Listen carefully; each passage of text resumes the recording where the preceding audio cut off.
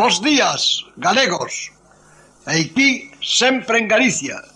Audición radial ao servizo do arte e da cultura do povo galego que dende o 3 de setembro de 1950 é transmitida todos os domingos.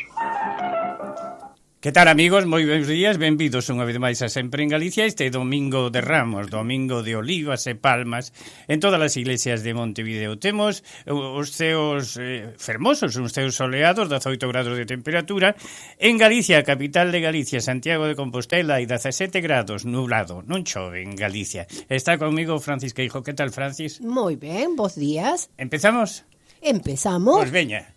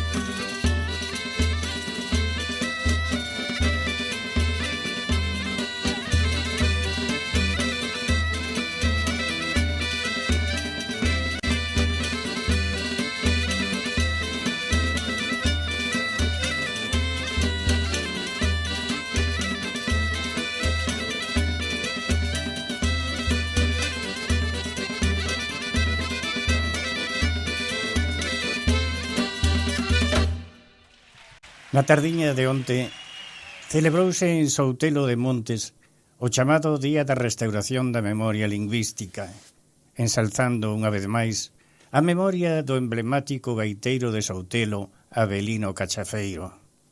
Xa é sabido que na historia da literatura galega os gaiteiros foron sempre persoaxes socorridos nas plumas dos mellores escritores que tuvo a nosa terra. Para recuperar a nosa tradición musical e de paso dignificar os grupos folclóricos que tamén lle fixeron a nosa cultura. Gaiteiros como de Penalta, en Celanova, Manuel Castro, que Curros Enríquez inmortalizou e que había de ser mestre de Faustino Santalices, o recuperador da zanfona, da nosa zanfona. Pero tamén no Río da Prata foron célebres Xan Míguez ou Ventosela, e en Montevideo Xosé Sánchez, Pino, Míguez, Ramón Baliñas ou querido Celestino Pichel, mestre do seu fillo tamén gaiteiro, Carlitos González. Pero tamén teñamos en conta a creación literaria e imaginativa de Xan Manuel Pintos, a quen debemos o primeiro libro escrito en galego en 1853 titulado Foliada do Gaiteiro. Todos eles contribuíron a dignificar a nosa música tradicional, pero tamén a nosa identidade como pobo soberano. Tal vez o gaiteiro con máis sona sexa Avelino Cachafeiro, que traspasou as fronteiras galegas traendo a nosa música sonora a este continente americano. En Bos Aires, Castelao e máis Avelino Cachafeiro forxaron unha sólida amizade. Del fixo Castelao louvanzas xustas que permanecerán para sempre na memoria de Galicia. Avelino foi un mito en vida, contribuindo a avivar o orgullo de pertenecer a un país con lingua propia e cultura de seu. Pero, aproveitando esta ocasión, a Asociación de Funcionarios para a Normalización Lingüística pretende recorrer as parroquias, municipios e aldeas de Galicia para atopar a nosa propia identidade dos nosos nevanceiros que dormen o sorno eterno nese espacio de memoria que son os cementerios, donde un número de lápidas escritas no noso idioma representa tan só un porcentaxe irrelevante. Restaurar a súa memoria lingüística de todos eles é unha tarefa urxente para facelos máis próximos e reconocibles cara a nós, pero facelos no fermoso idioma da nosa terra galega.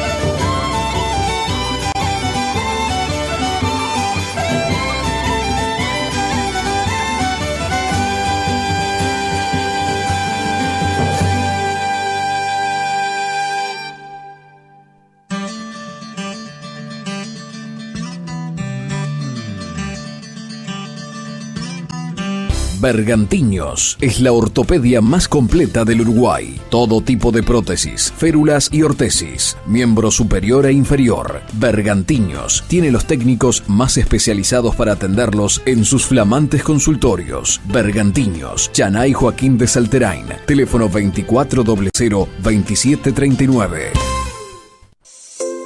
Hola, desde Cucha te queremos invitar a que formes parte de nuestra comunidad en YouTube.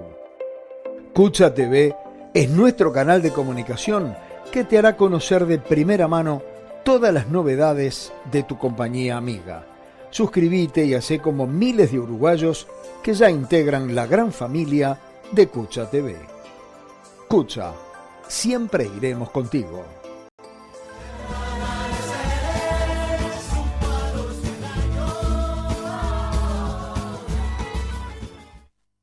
Amigos, vamos a ter dentro dun ratiño unha entrevista moi especial deste domingo de Ramos aquí en Montevideo. Vamos a falar con Sandra Aldao Pereira. E xa lle diremos por qué.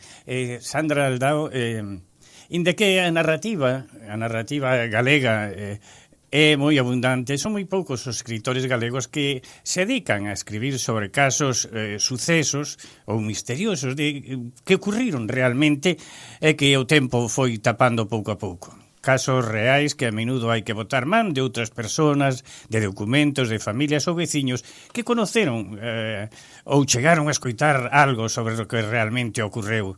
Non son historias noveladas, sino históricas, que o autor ou as autoras utilizan envolvendo un pouco en misterio para contar unha historia, inda que esas biografías se lean como novelas. Pero o autor ou autora recrea épocas, paisaxes e escearios con unha documentación exhaustiva. Un deses libros, amigos, pode ser La ruta de Eulogio.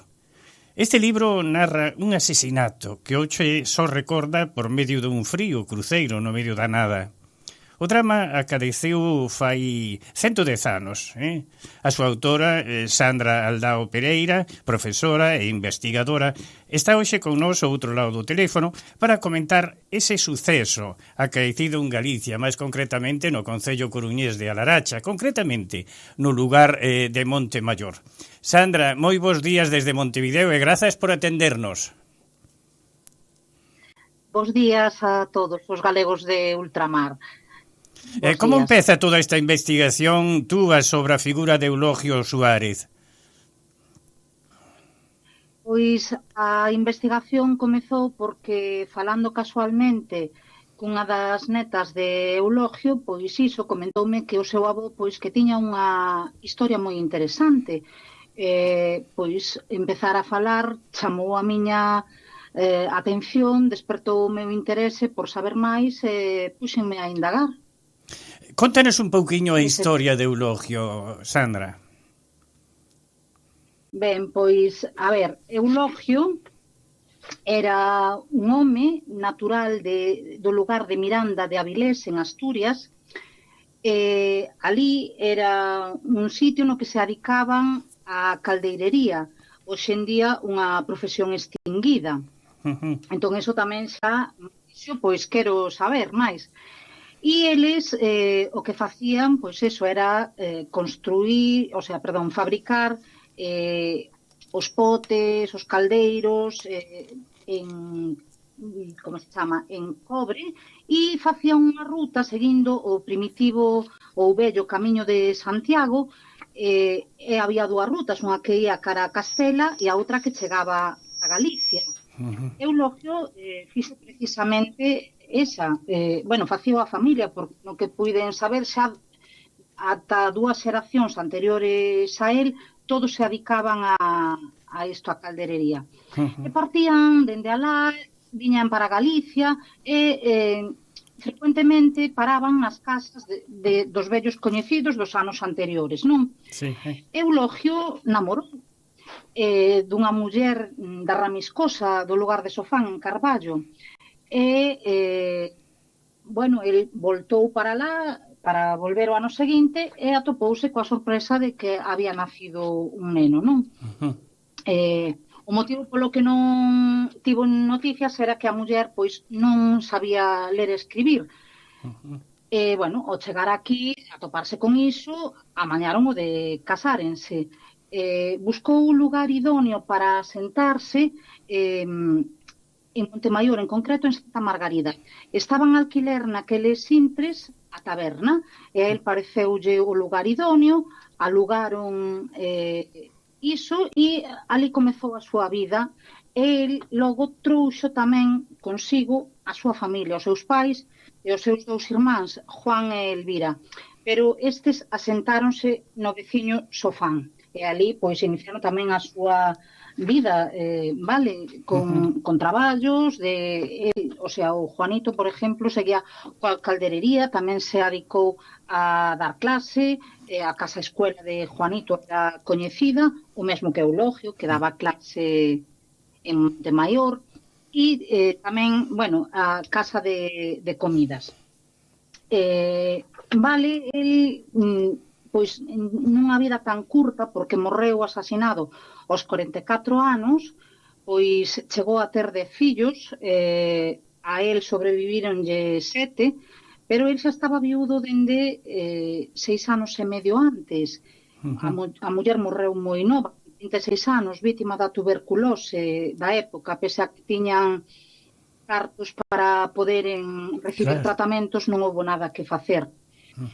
Bueno, pois tirou para adiante, tiña que sacar adiante esos 7 fillos e, bueno, as circunstancias da vida, o descubrir unha infidelidade levou a que fose asasinado vilmente, pois eso, fai 110 anos, era un domingo de Ramos como hoxe, só que era o 28 de marzo, un ano santo compostelano de 1915, e, bueno, casualmente, paralelismos, estamos en ano santo especial romano declarado polo Papa, e, bueno, así. Sandra, como se chega a conocer o autor de ese crimen?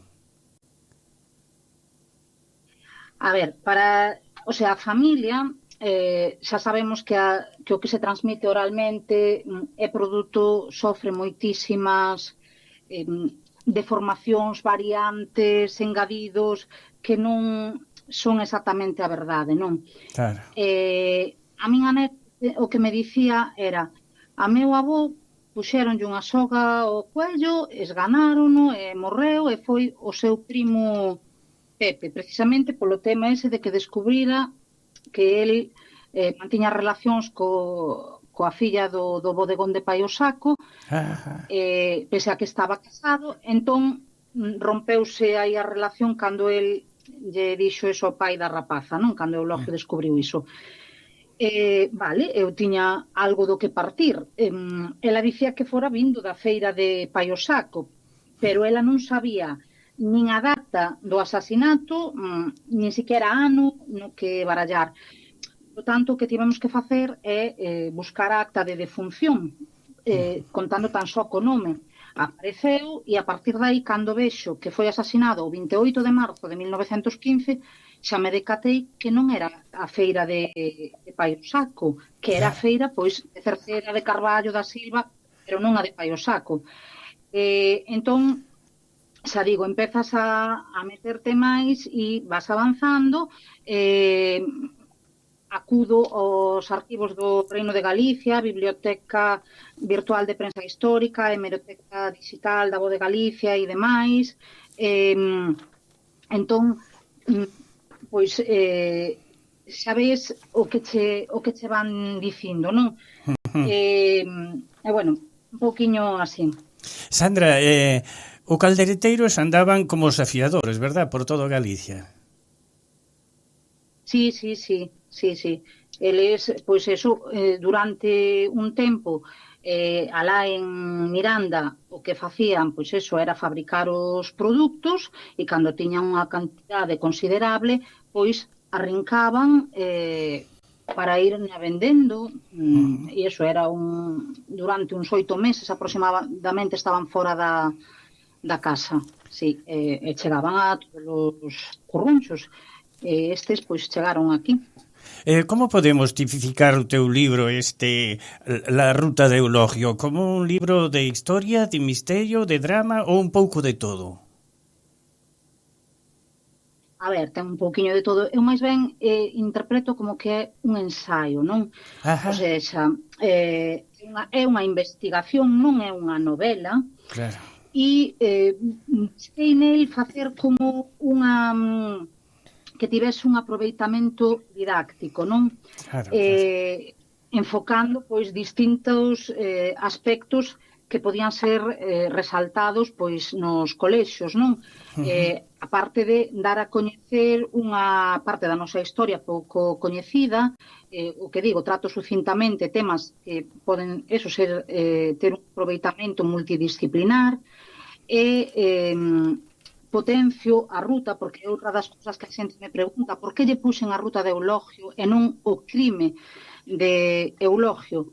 Porque os lugares por os que el pasaba aquel que foi o seu último día son dunha beleza espectacular, dun patrimonio etnográfico, paisaxístico, cultural, do entorno próximo que creo que deben ser coñecidos. De feito, o día 25 deste mes vaise a iniciar, vaise a facer a primeira ruta de Eulogio seguindo ese camiño que el seguiu aquel último día. Sandra, chama a atención unha cousa. El foi asesinado no sitio onde foi asesinado, ou ahorcado, como queramos decirlle, onde foi aforcado, levantouse un cruceiro. A pregunta é, quen levantou ese cruceiro? A filla Encarnación, a maior, foi a que ordenou facelo cruceiro no lugar de Casás Longos, que o asasinaron. Pois debía, o sea, era tradición, que de feito hai moitos cruceiros, e este é especial, é diferente a todos os do entorno, ten unhas características peculiares que o fan diferente, como é a gorguera ou a cruz florenciada, que non hai outro no entorno semellante. Está feito en pedra do país, pedra de cantería. Non tiña ningún sinal que o identificase, agás que a familia sabía onde estaba ubicado. E o pasado día 28, o día do 110 aniversario, que foi a presentación oficial do libro, e se lle fixe unha homenaxe a Eulogio, ali, o sea, colocouse unha plaquiña, homenaje a él, na que pon o seu nome, ao que se adicaba, e pois eso, homenaje no seu 110 aniversario. Logo houve un funeral e a continuación foi a presentación do libro, co cal Eulogio xa queda inmortalizado e xa se sabe iso. Que pasaba co dos cruceiros? Pois era tradición poñer un cruceiro onde se había cometido un asasinato, unha violación, onde alguén tiña morto pois dun modo violento, mesmo porque un raio o atravesase ou calquera cousa. Era unha tradición do momento, sí. Falabas antes, Sandra, de que a muller de Eulogio faleceu con 36 anos e tiña 10 fillos. O sea, que empezou a parir prácticamente nova, non? Sí, o primeiro fillo Pepe naceu con 19 anos. Tiñan tanto Eulogio como a muller. Era ese os tempos... Era ese o problema máis grande que tiña Galicia en aqueles tempos, non? Así, a criar fillos para a emigración, verdad?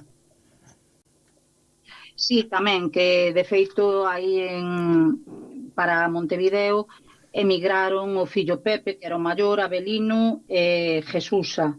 E despois Aurora, que era pequena, que unha vez que morreu Eulogio foi criada por Juanito, o irmán de Sofán, ata que tiña 21 anos, e ela emigrou despois para Bos Aires. Pero tamén están aí pois fillos, unha filla de pastora chamada Rosa Enma, e tamén está unha neta de pastora, filla de Elisa, Carmen Lamas. Bueno, hai familia de Eulogio aí, tanto en Montevideo como en Bos Aires. E ti tes familia aquí, Sandra? Aí, sí que teño. Por exemplo, pois aproveito de decir José Rei Barrán, de Neumáticos El Gaucho, que creo que é moi coñecido. Agora xa o rexentan o fillo e maila filla. E en Bos Aires teño a Carmen Pereira de Oliveira, os seus fillos Néstor Daniel e Diego Leonardo, e a Marité e Lolita Pereira Carro tamén están en Bos Aires. Pero, bueno, irmáns de meu avó si estiveron tanto en Bos Aires, Manolo, como a Francisco, que de feito traballou aí na embaixada de España en Montevideo. Francisco era conductor, chofer aí. Sandra, como foi recibido o teu libro La Ruta de Eulogio por medio da prensa? Penso que tivo unha boa acollida, tanto La Voz de Galicia como Diario de Bergantiños, La Opinión, pois, bueno, entrevistáronme, puxeron así unha reportaxe, unha boa reportaxe do mesmo, e tamén a radio, pois, no primeiro sitio no que fun entrevistada foi en Radio Fene, que queda bastante alonxada do que aquí a zona de influencia que podía ter la Ruta de Eulogio, tamén en Radio Cerceda, en Radio Voz, e, bueno, ahora en Radio Oriental de Montevideo. Sandra, hai moitos casos semellantes ao de Eulogio en Galicia, sin descubrir? Sí. Eu, cando comecei esta investigación, pois o primeiro que tiña que facer era localizar, lóxicamente, o asasino. Entón, no Arquivo do Reino de Galicia solicitei o acceso ás sentenzas dende o ano 1915 en diante, a ver se atopaba a de Eulogio. E, bueno, unha barbaridade, porque claro, eu de toda Galicia e vas pasando folla a folla e mirando, claro, eu miraba a ver se atopaba dos homicidios.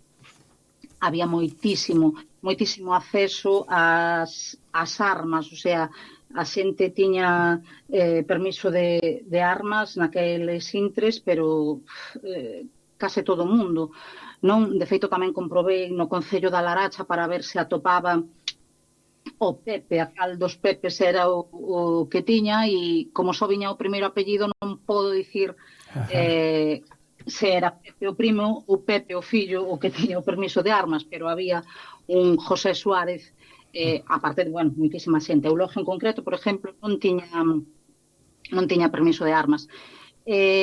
Bueno, había seguido todo iso e eu, de feito, buscando a de Eulogio, pola caligrafía fermosa dunha das sentenzas, dixen eu, que sexa esta de Eulogio, porque sería o boom do boom, non?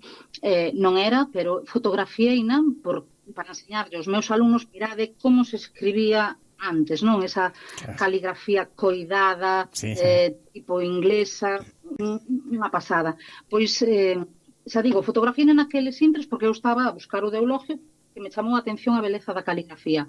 E un día calquera, Lina, bueno, a ver, que asasinato hai aquí? Bueno, foi unha historia que chamou moitísimo a miña atención e que, de feito, vou xa como pola metade da investigación, pero, como digo, teño aínda tempo porque os 110 anos fainos en decembro de 2027, pero é unha historia moi longa, con moitas personaxes, con importante xente implicada, bueno, xa é outra historia.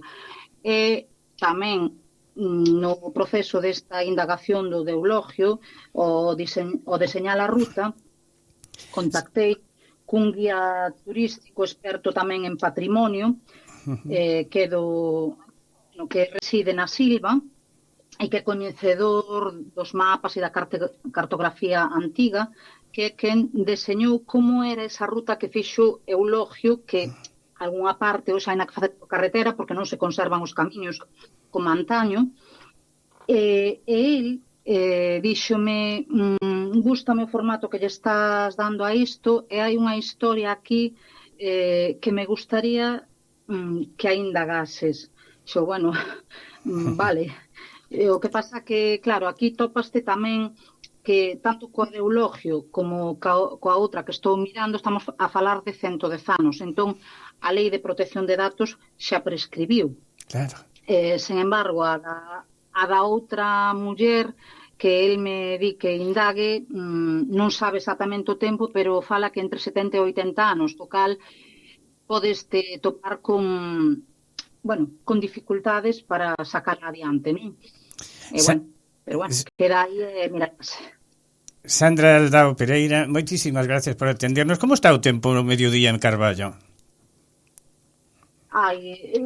Está cuberto, pero vale, fai calor, estamos a falar duns, 17, 18 grados, pero notase máis bochorno ca iso, Bueno, Sandra, moitísimas gracias por atendernos, non será a última vez que falemos contigo e que teñas moito éxito con ese libro que nos amostra un pouco da verdadeira realidade do ser humano aí cando vive, cando se traslada dun lado para o outro e que termina desa maneira como terminou o eulogio. Moitísimas gracias, Sandra. Moitas gracias a vos e permíteme simplemente enviarlle tamén un saúdo a uns amigos que residen aí, a familia Fabreau Silva e a todos os galegos e veciños de meu irmán que sí casou cunha uruguaya e viviu aí en Javier Barrios Amorín entre Durazno e Isla de Flores. Pois aquí cerquiña. Durante uns 5 anos, que agora xa regresou. Saúdos para todos. Moitas gracias. Gracias a ti, por te logo.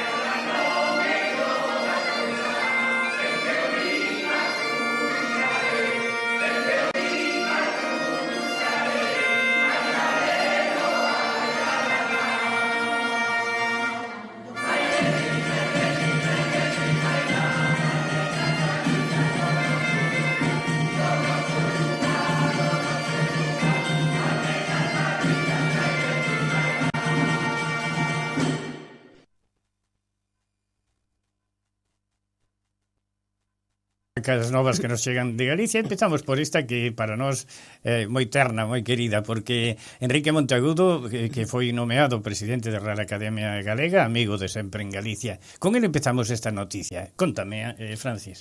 Tras finalizar o mandato de Víctor Freixanes, o novo presidente da Real Academia Galega, Enrique Monteagudo, comprometeu continuidade e un novo impulso á fronte da institución académica. Tamén demandou un pacto social pola lingua galega e considerou necesario novas medidas neste sentido. En particular, para chegar aos mozos, abogou por facelo a través doutros medios de comunicación, citando para iso as redes sociais. A nosa gran preocupación é a situación do idioma. A Academia é unha institución con poucos recursos materiais, pero temos ideas e coñecementos e desde ese capital estamos a reclamar medidas en defensa do galego e propondo novas maneiras de abordar o problema. O novo audiovisual da Real Academia Galega repasa o canto tradicional das mulleres. A Real Academia Galega presentou a súa nova serie documental vinculada ao Día das Letras Galegas.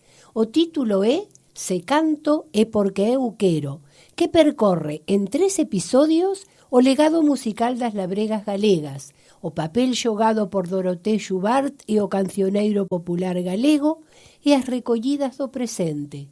O presidente da Academia, Enrique Monteagudo, destacou que a serie reivindica a fala do pobo, que mantivo vivo o galego ao longo dos séculos, a enorme creatividade da poesía feita anónimamente e a súa vixencia. Quixemos resaltar a forza viva da tradición dun pobo que segue a cantar porque quere, como di a copla que lle dá título á serie, dixo Monteagudo. Un convite a pensar a Rosalía científica. Unha exposición no Colexio de Fonseca e a plantación dun érbedo no xardín escenificarán en abril e maio o ingreso simbólico con honores de Rosalía de Castro no claustro da Universidade de Santiago, nunha iniciativa da Cátedra Rosalía que explora as inquedanzas da escritora e a súa participación das ideas científicas e, máis especificamente, as botánicas. A proposta organízase alrededor de 2 eixos. Rosalía, como coñecedora dos saberes literarios e científicos do seu tempo, e Rosalía como obxecto de estudo dos proxectos de investigación desenvolvidos nos últimos anos desde a Universidade de Santiago de Compostela. Coincidindo co Día Mundial do Libro, a Cátedra Rosalía de Castro organizará o 23 de abril a plantación dun érbedo no Xardín de Fonseca, nunha actividade concibida en colaboración co Concello de Santiago, que procura honrar a memoria rosaliana. Sirat, de Oliver Laxe, competirá na sección oficial de Cannes. Nunha rolda de prensa confirmouse a presenza da película Sirat de Oliver Laxe na 78 edición do Festival de Cannes. O paso anterior de Oliver Laxe polo festival foi en 2022, cando recibiu o premio do xurado pola película O que arde. Este ano presentáronse case 3.000 películas no certame. Sirat é a 4ª longametraxe de Oliver Laxe. A película está protagonizada por Sergi López e Bruno Núñez, xunto a un grupo de actores non profesionais, como é habitual no realizador franco-galego. Contame que vai a historia.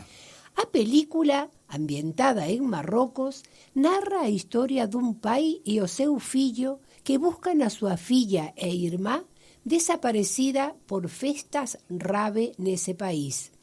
Aclaramos, porque nós non o sabíamos, que unha rave é unha festa multitudinaria con música electrónica e consumo de drogas.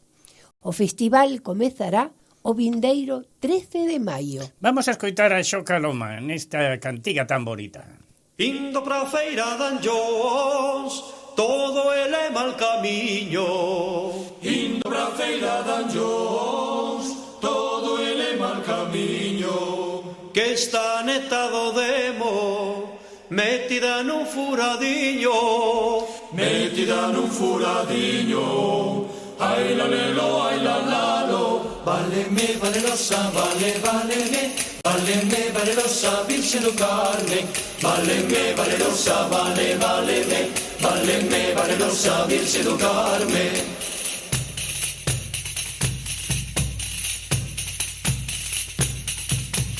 Por moito que digas, miña cuñadiña nova. Por moito que digas, miña cuñadiña nova. Por moito que digas, túa nai é miña sogra. Túa nai é miña sogra. Ai la lelo, ai la lalo. Váleme, valerosa, váleme. Váleme, valerosa, Virxe do Carme. Váleme, valerosa, váleme. Váleme, valerosa, Virxe do Carme.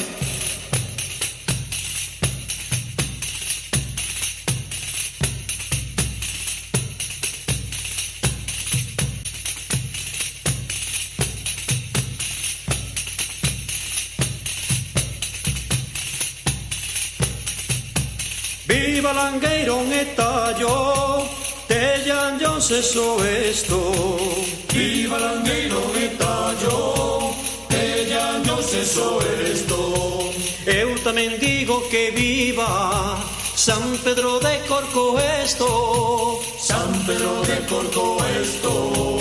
Ai la lelo, ai la lalo. Váleme, valerosa, váleme. Váleme, valerosa, Virxe do Carme. Váleme, valerosa, váleme. Váleme, valerosa, Virxe do Carme.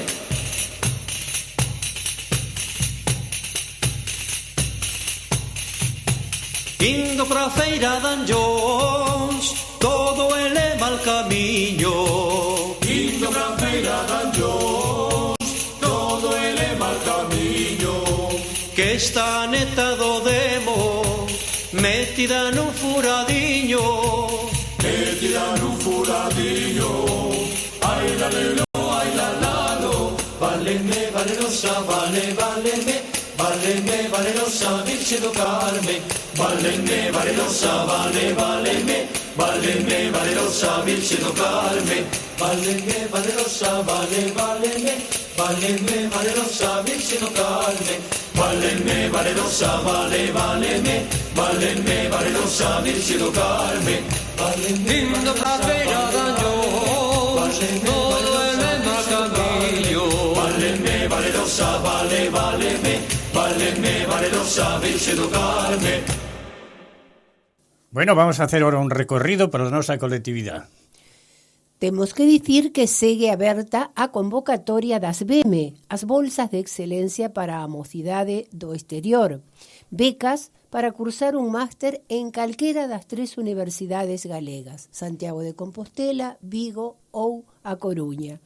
O prazo para solicitar estas bolsas é ata o día 30 de abril. Tamén temos que anunciar que a delegación da Xunta de Galicia en Montevideo permanecerá aberta no seu horario habitual de 9 a 14 horas desde o luns 14 ata o mércores 16 de abril nesta Semana Santa. Logo estará pechada retomando as súas actividades o día luns 21. Tamén o programa Conecta con Galicia no Camiño aínda está aberto para rapaces de 18 a 21 anos, pero o prazo de presentación pecha o 21 de abril, ou sexa, o luns despois da Semana Santa. Máis información podes tela na delegación da Xunta Maldonado 1045 de 9 a 14 horas. Recordade que vai estar aberto só de luns a mércores. Bueno, vamos agora coas do patronato, non? O patronato, temos que dicir que seguen abertas as inscricións para os cursos do patronato, aínda que xa comezaron, vai moi pouquiño tempo. Fotografía comeza o martes 22 de abril, aínda non comezou, e todos os cursos son contacontos, coro, fotografía, introdución á lingua e á cultura galegas. Despois temos un obradoiro de galego para aqueles alumnos máis avanzados, historia, literatura, óleo, pandeireta, percusión e baile galego. E tamén temos declamación, pero aínda Maribel non está totalmente reposta, entonces aínda non temos a data de comezo de Fíxense se Obradoiro. teñen ou non teñen donde escoller, Hai bastante.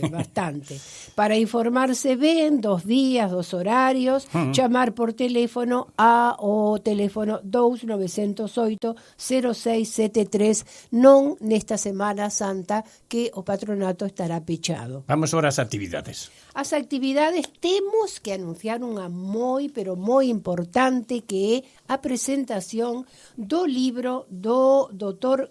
Carlos Zubillaga Barrera, titulado Manuel de Amenedo Montenegro, un cura gallego en la Revolución rioplatense. Trátase da biografía deste sacerdote galego que enfrentou aos invasores ingleses e adhiriu á causa revolucionaria da Banda Oriental. Temos que dicir que Carlos Zubillaga Barrera é membro correspondente da Real Academia Galega, que é moi importante, é un caso moi importante. É un home de fácil palabra, un home que sabe moito, que ten moi metido a Galicia no seu corazón, e que nos vai dar unha lección tremenda en este libro sobre este, como decía Francis, este libro, este galego, este cura galego, que tuvo moita presencia na Revolución rioplatense. Claro que sí. E ademais temos un engadido, un selo brillante, que é a presentación que estará a cargo do coñecido historiador e politicólogo Gerardo Caetano. Que ben. Así que, pois, a concorrer o patronato o venres 25 para ver a presentación de este libro do Dr. Carlos Zubillaga. Que boa hora para escoitar a Ana Quiro, verdad? Claro que sí.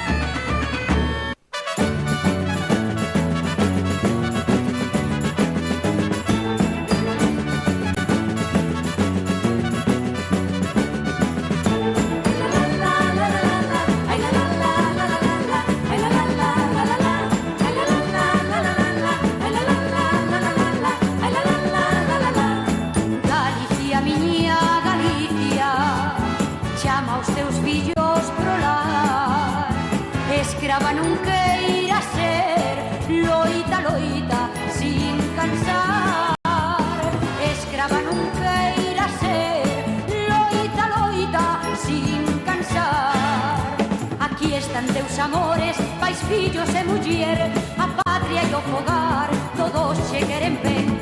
Aquí están teus amores, pais, fillos e muller, a patria e o fogar, todos che queren ben. Os emigrantes galegos,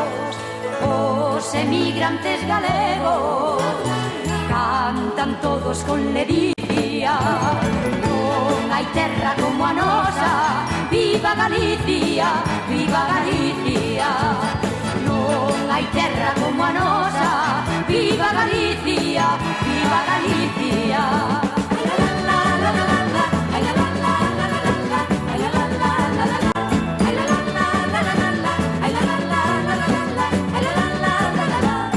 Nosa Señora do Carmen, patrona dos mariñeiros, recordade dos teus fillos neses mundos estranxeiros.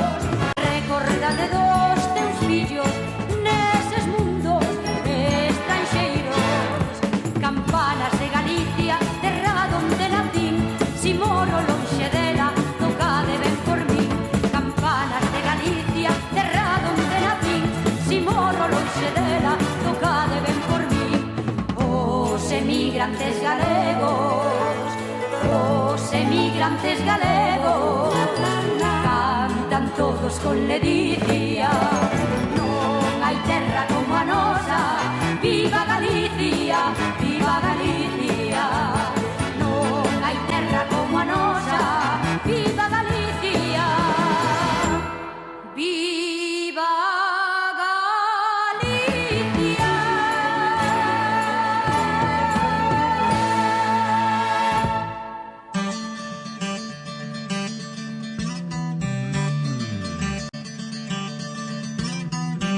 Bergantiños es la ortopedia más completa del Uruguay. Todo tipo de prótesis, férulas y ortesis, miembro superior e inferior. Bergantiños tiene los técnicos más especializados para atenderlos en sus flamantes consultorios. Bergantiños, Chanay Joaquín de Salterain, teléfono 2400-2739.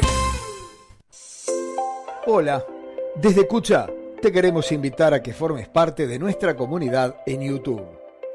Cucha TV es nuestro canal de comunicación que te hará conocer de primera mano todas las novedades de tu compañía amiga. Suscríbete y hacé como miles de uruguayos que ya integran la gran familia de Cucha TV. Cucha, siempre iremos contigo.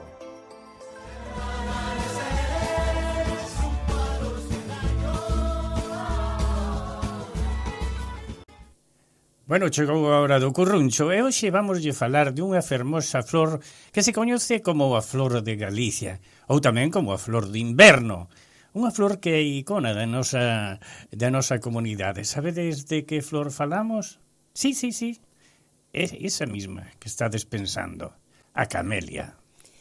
Aínda que é unha especie originaria de países tan afastados como China e Xapón, onde a consideran a flor máis fermosa do mundo, as camelias, belas e enigmáticas, hai case 300 anos que chegaron de Oriente da man dos navegantes portugueses.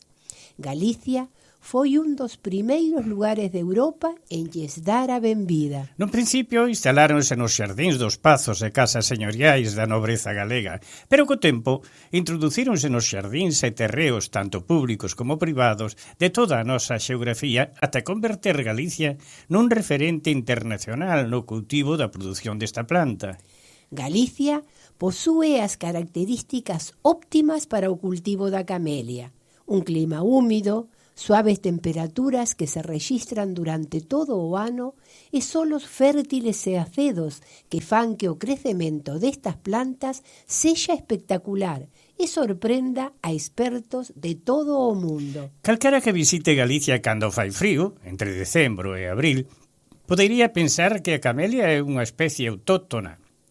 Pois a pouco que se fixe verá que esas coloridas flores por todas partes. Non hai rúa, parque ou xardín que non sexa adornado por algún destes arbustos frondosos de follas verdes e brillantes. Reinan nos xardíns de Galicia e encheos de cor, luz e vida. Ata tal punto a camelia chegou a enraizarse na idiosincrasia da rexión que se lla coñece desde hai tempo como a flor de Galicia. Se credes coñecer os seus segredos, tedes que facer a ruta da camelia, que comeza no norte, no Pazo de Mariñán, en Bergondo, na Coruña, e remata no Pazo Museo Quiñones de León, en Vigo, Pontevedra. Nesta ruta atoparedes pazos con historia como o de Santa Cruz de Ribadulla, o Pazo de Oca, o Pazo de Rubiáns, Quinteiro da Cruz, a Saleta, Lourizán ou o Castelo de Soutomaior. E tamén espectaculares xardíns nos parques públicos e museos como o Xardín da Casa Museo de Rosalía Castro en Padrón ou o Parque de O Castro de Vigo, tamén a famosa Alameda e Laberintos das Camelias dos Xardíns de Valvís, ambos os dous na cidade dos peregrinos, Santiago de Compostela. De norte a sur, cunha paisaxe de mar e río, coidados viñedos en vales e montañas salpicados por mosteiros, igrexas fortificadas, povos e fortalezas da idade de ferro, este maravilloso e fragrante roteiro percorre 12 pasos e xardíns, públicos e privados. É un fermoso percorrido onde as camelias son protagonistas, xa que máis de 8.000 distintas variedades agardan os visitantes para asombralos con toda a súa fermosura. Este roteiro, a través dos xardíns máis bonitos de Galicia, vinculados á cultura da camelia, é de gran interés turístico, histórico, artístico, pero tamén no gastronómico. O sur de Galicia, recoñecida rexión produtora de prezados viños, propón este roteiro único no seu tipo, que permite visitar lugares inesquecibles en impresionantes pazos, auténticas xoias patrimoniais. Bueno, a camelia florece cada inverno nestes espazos. enchéndoos de cor, de luz e vida, e permítenos apreciar a súa fermosura gozando dos excelentes viños da rexión que acompañan os exquisitos peixes e mariscos das Rías Baixas. O Pazo de Oca conta cun exemplar de Camellia reticulata considerada unha das plantas desta especie máis antigas de Europa. E tamén, no Pazo Quiñones de León de Vigo, atópase o exemplar máis lonxevo, unha camelia coñecida como a Matusalén das camelias, exemplar traído de Portugal ao redor do ano 1860, cuxa copa mide máis de 15 metros de diámetro.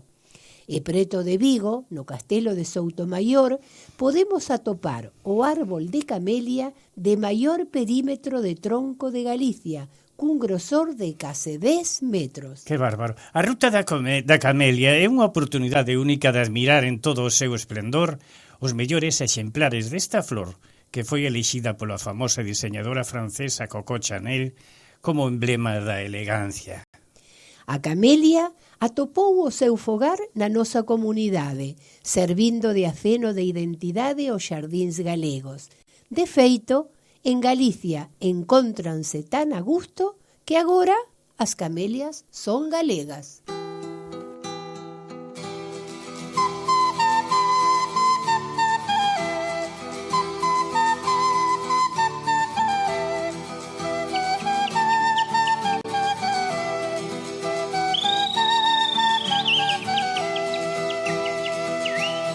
Nel ramel riña doce a xubiar, tras de aquel valo fuches pousar. Eu hei saber do teu neal, eu hei saber do teu neal. Anque te agaches no silveiral, anque me leves pra outro lugar, eu hei saber do teu neal, eu hei saber do teu neal.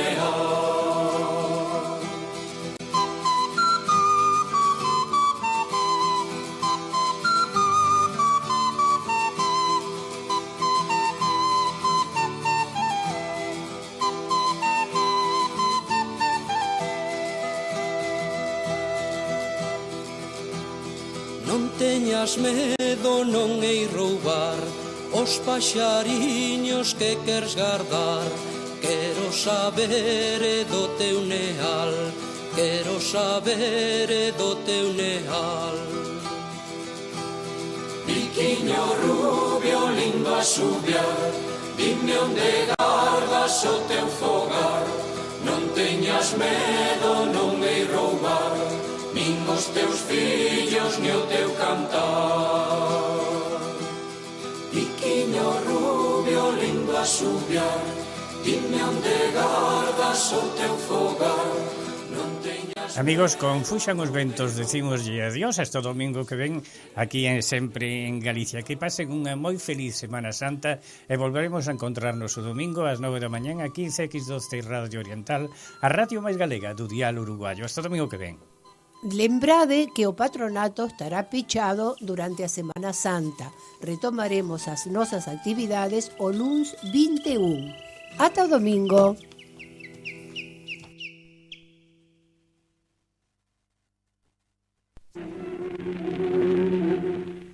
Sempre en Galicia, fina a súa audición de hoxe e voltará o domingo ás 9 da mañán para traervos verbas e cantigas. Saúde e terra.